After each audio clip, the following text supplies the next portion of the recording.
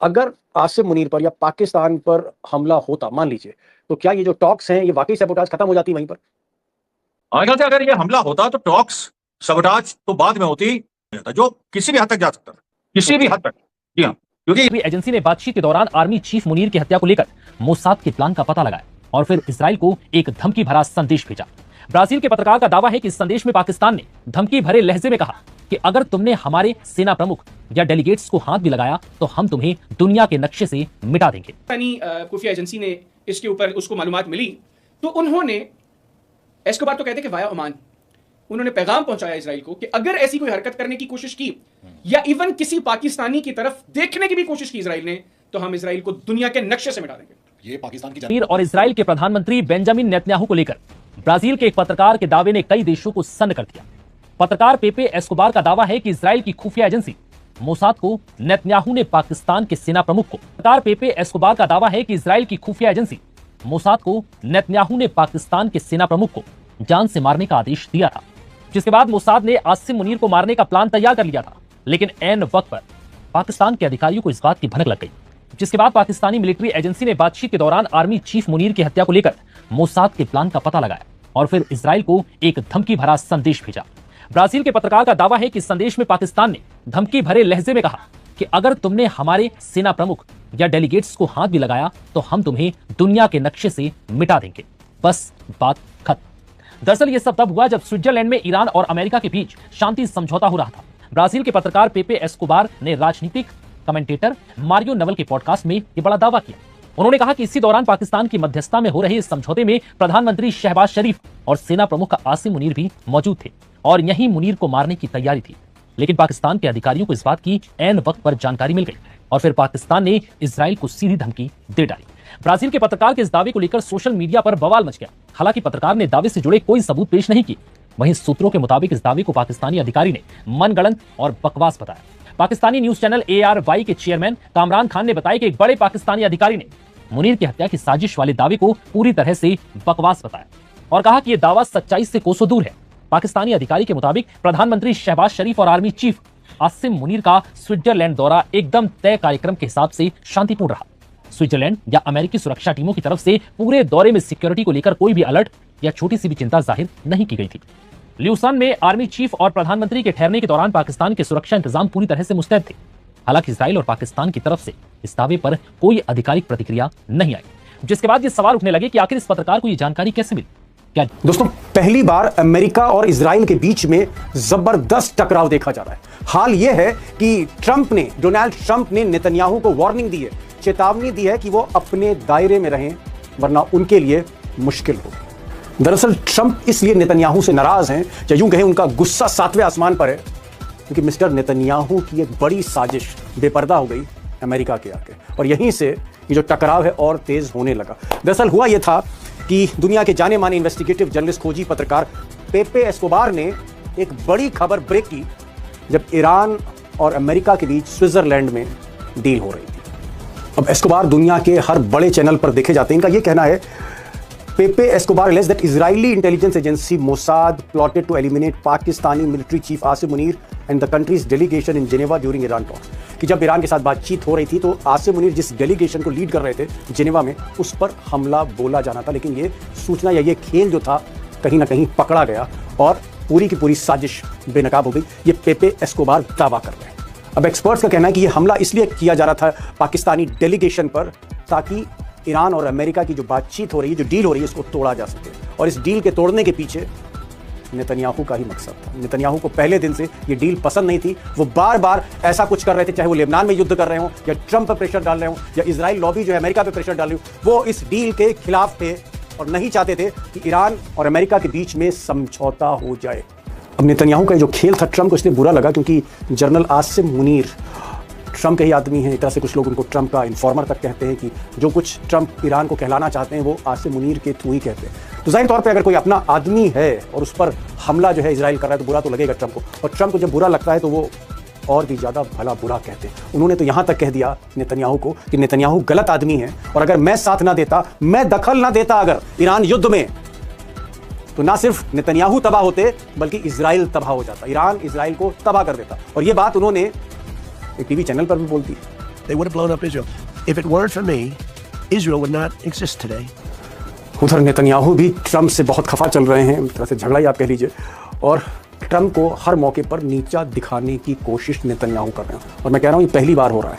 कुछ ही समय पहले नेतन्याहू ने यहाँ तक कह दिया कि उन्होंने ट्रंप से कोई ऑर्डर नहीं लिया। ये जो ईरान का युद्ध था, दरअसल ये मेरी चॉइस थी, मैंने ही इस युद्ध को इनिशिएट किया है। मैंने सिर्फ ट्रंप को बताया था कि हम हमला करने जा रहे हैं, हमने ट्रंप से कोई आदेश नहीं लिया। यानी नेतन्याहू ये कहना चाह रहे हैं कि जो भी फैसला करते हैं वो खुद करते हैं, ट्रंप की परवाह नहीं करते हैं। כל עוד אני ראש ממשלה לאיראן לא יהיה נשק। अब दोस्तों, कहां तो नेतन्याहू साहब और ट्रंप साहब मिलकर युद्ध कर रहे थे, ईरान से मोर्चा ले रहे थे, और कहां दोनों में ही लड़ाई हो गई। जाहिर तौर पर इसका लाभ, 100% लाभ, फायदा अब ईरान को मिल रहा है। अगर हम देखें तो ईरान की सिर्फ एक जीत नहीं हुई है, 3 बड़ी जीत ईरान के खाते में गई है। मिसाल के तौर पर ईरान ने भी कोशिश पिछले 30-35 वर्षों से लगातार की, लेकिन इजराइल को वो आइसोलेट नहीं कर पाया। पहली बार मुस्तफा खामनाई के नेतृत्व में ईरान ने आज इजराइल को पूरी तरह अलग थलग कर दिया, पूरी तरह आइसोलेट। भाई, एक चीज मैं जानना चाह रहा था, आप तो पूरी जड़ तक इस पूरे मामले को देख रहे हैं, क्या वाकई ट्रंप और नेतन्याहू में अब जबरदस्त अदावत है? इतनी अदावत है कि ट्रंप कह रहे हैं अगर मैं नहीं हस्तक्षेप करता तो ईरान जो है बखियां उधेड़ देता, उड़ा देता इजराइल को।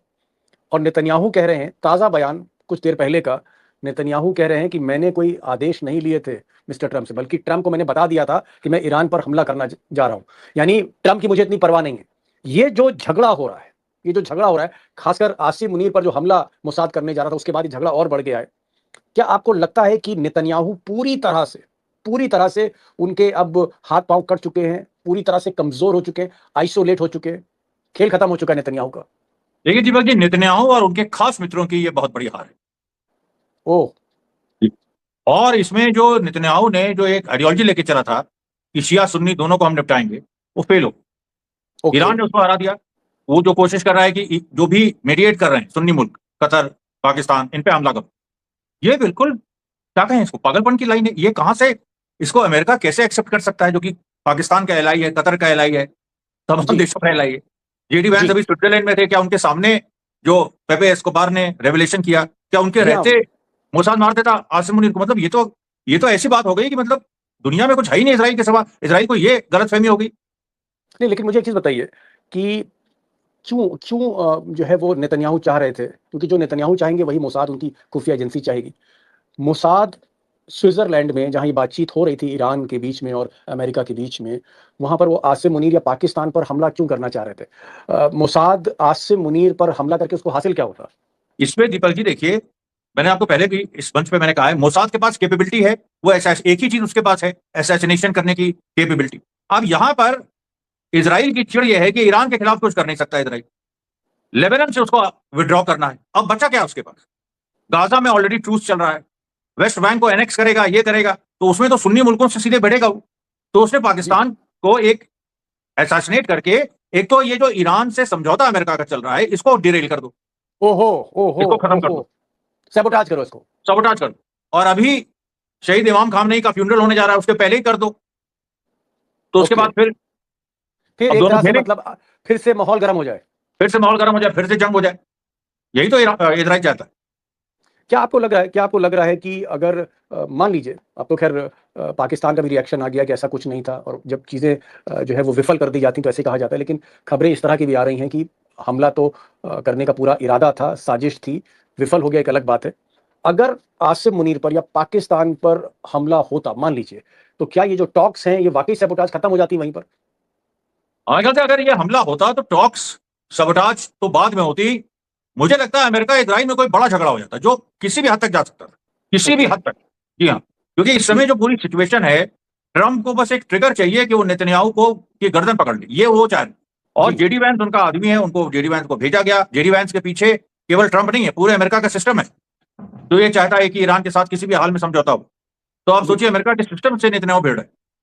एक चीज और जानना चाहता, ट्रंप ने बाकायदा कैमरे पर इंटरव्यू दिया है और उस इंटरव्यू में कहा है कि अगर मैं हस्तक्षेप नहीं करता, मैं दखल नहीं देता, तो ईरान अब तक इजराइल को उड़ा चुका होता। इसमें आपको लगता है कितनी सीरियसनेस है? क्या ईरान के पास कैपेबिलिटीज हैं इस तरह की कि वो इजराइल को खत्म कर सकता है पूरी तरह से? और अगर अमेरिका दखल ना दे, सिर्फ जो लड़ाई है वो ईरान वर्सेस इजराइल है, तो क्या वाकई इजराइल नक्शे से भी खत्म हो सकता है, जो ट्रंप इशारा कर रहे हैं? अगर ईरान वर्सेस इजराइल केवल होता तो जून 2025 में ही ईरान इस मामले को सुलझा देता। अमेरिका ने इसीलिए उस समय 3 ईरान की न्यूक्लियर साइट्स पे हमला किया था कि ईरान ना कर पाए, नहीं तो उसी समय ईरान मार देता। और वो ऐसी ऐसी सेंसिटिव जगह पे जो इस 40 दिन की जंग के दौरान 2026 वाली दिखाई पड़ा, दिमोना न्यूक्लियर प्लांट पे हमला किया, हाइफा पे हमला किया, तेल अवीव पे हमला किया, कुछ बचा ही नहीं इजराइल। तो इजराइल को तो खत्म कर ही देता ईरान। अमरीश भाई, एक चीज़ यहाँ पूछना चाह रहा था, क्योंकि आप ईरान जाते रहते हैं और फिर आप ईरान जाने वाले हैं, क्योंकि इमाम खामनेई का फ्यूनरल होना है, अंतिम यात्रा उनकी है। शायद उसमें मुस्तफा पहली बार आएंगे। पहले आपने खबर ब्रेक करी थी हमारे चैनल पे महीने भर पहले, मैं उस पर बाद में आऊंगा, लेकिन मैं एक चीज़ जानना चाह रहा हूँ कि आप है ही जो ऑपोजिशन पार्टीज वो इस समय ओपिनियन पोल में आगे चल रही, और एक ऑपोजिशन लीडर बड़ा फेमस नाम है, उसने यहां तक कह दिया है कि अब चाहे नेतन्याहू को स्टिक्स और स्टोन्स यानी पत्थर और डंडे से बाहर निकालना होगा तो हम निकालेंगे। इतना बड़ा स्टेटमेंट कोई नेतन्याहू के खिलाफ दे नहीं सकता था इजराइल, और ऐसी बात हो रही कि डंडे और पत्थर से उनको मार मार के निकालना पड़ा तो निकालेंगे। एक और क्वेश्चन है जो मुझे लगता है कि अमरीश भाई आपसे पूछूं, क्योंकि आप पहले दिन से इस जंग को कवर कर रहे हैं। क्या नेतन्याहू की बहुत बड़ी गलती थी कि उसने ईरान को कम करके आका अंडर एस्टिमेट किया? और क्या नेतन्याहू को लग रहा था कि अगर अमेरिका से थोड़ा साथ मिल जाए तो ईरान में वो हुकूमत बदल सकते हैं, तख्ता पलट सकते हैं? क्या गलतफहमी के शिकार नेतन्याहू हो गए? नेतन्याहू ने ईरान को अंडर एस्टिमेट किया, अमेरिका को ओवर एस्टिमेट किया। के कैलकुलेशंस गलत थे। उन्होंने ईरान को अंडर एस्टिमेट किया, कमजोर आंका, और अमेरिका को बहुत ज्यादा ताकतवर आंक दिया, ओवर एस्टिमेट कर गए। तो एक तरफ वो ओवर एस्टिमेट कर गए अमेरिका को, और दुश्मन को अंडर एस्टिमेट कर गए। उसका नतीजा ये हुआ कि ईरान आज जीत का जश्न मना रहा है, मुस्तफा खामनेई जल्दी सामने आने वाले हैं, और नेतन्याहू और ट्रंप के बीच में 36 का आंकड़ा है, दूरियां तेजी से बढ़ रही हैं। एक बड़ी गलती मोसाद ये कर गया नेतन्याहू की कि वो पाकिस्तान पर हमला करने जा रही थी टॉक्स को सबोटाज करने के लिए, और इसने कहीं ना कहीं और ज्यादा दूरियां बढ़ा दी हैं, क्योंकि आसिम मुनीर एक तरह से आप कह सकते हैं उनके इन्फॉर्मर हैं, ट्रंप के बहुत करीब हैं, सारी खबरें मिलती हैं उनसे, और बहुत ज्यादा गुस्से में। इसीलिए ट्रंप ने कहा है कि अगर मैं दखल ना देता तो ईरान कब का इजराइल को उड़ा चुका होता। बहरहाल देखते हैं क्या होता है, लेकिन एक चीज है कि मिडिल ईस्ट में अब डंका जो है वो मुस्तफा खामनेई का बज रहा है। बहुत बहुत शुक्रिया अमरीश साहब, आप आए इस प्रोग्राम में। Thank you so much for joining this programme.